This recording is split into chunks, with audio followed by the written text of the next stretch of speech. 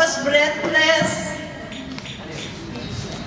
Believe it or not, nangilabot ako kanina pagpasok ko sa loob dito kanina. I will tell you the background first, no? 3 weeks ago, nakatanggap ako ng invitation for a party, which is the wedding anniversary of my family friend, si Rose. Can you stand up, Rose? At saka si Richie. The invitation is for tonight, wedding anniversary. So, sabi ko pa nga, nakalagay pa retro. Sabi ko, ay naku, hindi ako magre-retro. Sabi ko ganon. Rose, sabi ko, hindi ako magre-retro. Sabi ko sa anak ko. So anyway, to make the long story short, that was 3 weeks ago. Tapos yung mga anak ko, siguro mga 2 or 3 months ago pa, sabi niya, Mami, magsa-70 ka na pala. Oo nga eh, matanda na ako. That calls for a celebration, sabi ng mga anak ko. Ano, ayoko, hindi ko type mag-party. Sabi ko, ayoko mag-party. Ayoko, talagang ayoko, sabi ko gano'n. Why? To be honest, ayoko mabulgar na edad ko.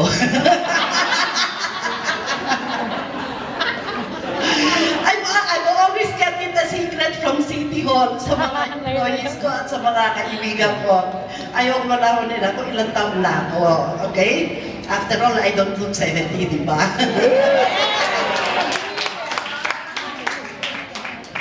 And then I said also, sabi nila, hindi, isang party na lang. Sabi ko, Diyos ko, ang sama-sama ng panahon, tignan mo, lalo na yung malapit na, ay, Vice. Kaya for interrupting si Vice Mayor. Vice, hi. Thank you. Ay, si Joy. Thank you for coming. Malis na sila, Mayor. They left na. Together with Congressman and Senator. Yung mga political campaigners, umalis na kasi earlier. Hi, Joy! Happy birthday, thank you. Hi, Miles. Thank you for coming, ha? So, I was saying, kasi sabi ko sa mga anak ko, at first sabi nila, Mami, pag 70, talagang sineselebrate. Kasi it says daw in the Bible, when you reach 70, yun daw ang lifespan natin normally. Above 70, bonus na. Bonus na ni Lord. So, pag 70 daw talaga, sineselebrate. Sabi ko naman, alam mo, anak, ang hirap mag-celebrate for me eh. Kasi inuuna, politiko ako.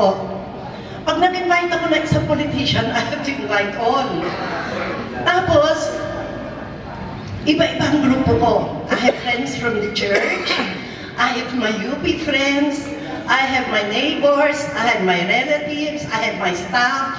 Sabi ko, hindi ako mag-i-enjoy pag nag-party ako. May stress lang ako. Mapapagod ako, I will be happy from one day to another kasi iba-ibang grupo. Right? So, like I have been doing through the years, iba-ibang araw celebration ko.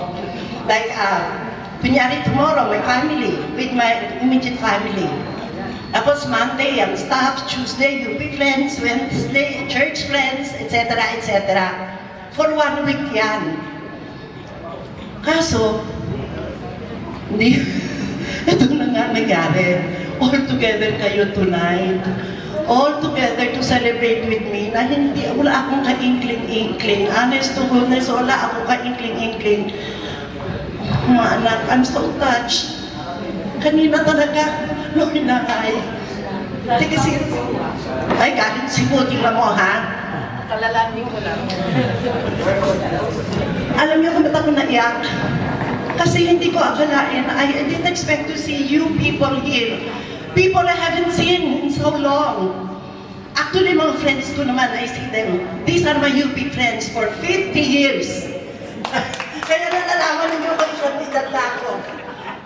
These are my UP friends, Barkada. We have been together for 50 years. Intact kami for 50 years. Although we see each other once in a while, siguro once or twice a year, I didn't expect to see them here tonight. Pati mga neighbors ko sa San Valley, mga old friends ko, mga staff ko, mga relatives, mga in-laws ko. Hindi ko akalain, pati si Mayor, si Congressman, si Vice, kompleto nandito. I am so touched, really. Alam niyo, pagdating ko kanina dito, I was expecting to be a guest of the party, which what I told you kanina earlier, na bisita lang ako. Had I known that I would be a celebrant, sana nagpa-parlor ako. Sana nagpaganda ako ng gusto. Sana maganda yung paro ko. You know, di ba? Eh wala naman akong malay eh. Alam ko, bisita lang ako eh. Kaya kanina, nung malapit na kami, sabi ko kay Jackie, mali ata itong pinuntahan nating party. Patay ang ilaw eh. Ang dilim-dilim. Sabi ko, Jack, mali ata. Hindi, mami, baka brown out lang.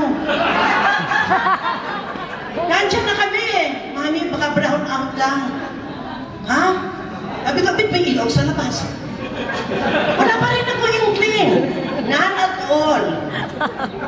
Kasi ito na nga pagpasok ko, pop! Pumutok na po ito. Confetti. Happy birthday to you.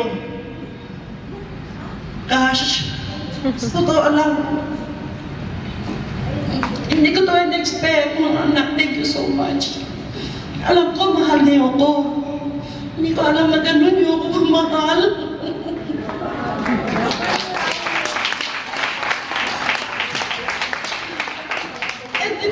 The preparation, ha? Nakita ko yung preparation, may mga video pa from abroad. Well organized, you must have planned this for so long.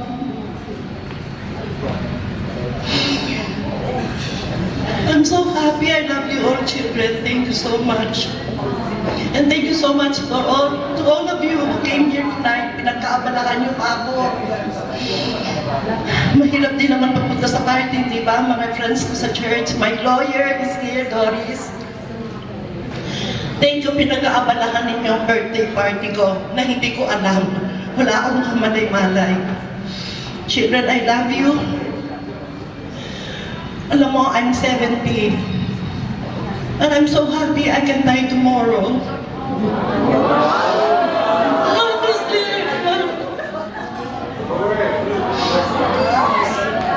You know, every time I pray, share ko lang sa inyo, every time I pray 30 minutes a day. My rosary and my private prayers. Parating included sa prayers ko, Lord, I'm turning 70. Please give me 10 more years of quality life. Quality life. Makaabot mo lang po ako ng 80 because my children, I feel that my children still need me. Although my children are all independent, okay na sila, financially stable na, secure naman sila. Pero they still need my care and my attention. Kailangan ko pa silang gabayan. Mga apo ko, I don't wanna leave them yet. Mahal na mahal ko ang pamilya ko. How I wish my husband was here tonight.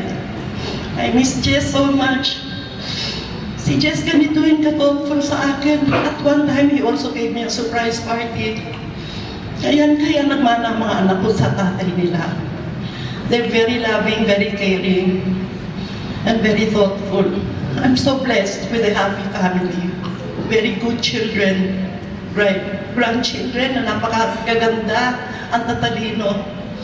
I have nothing to ask more from God. I have everything. I'm ready para sa Kanya anytime. I'm very happy and I'm so blessed. Once again, marami pong salamat sa inyo lahat.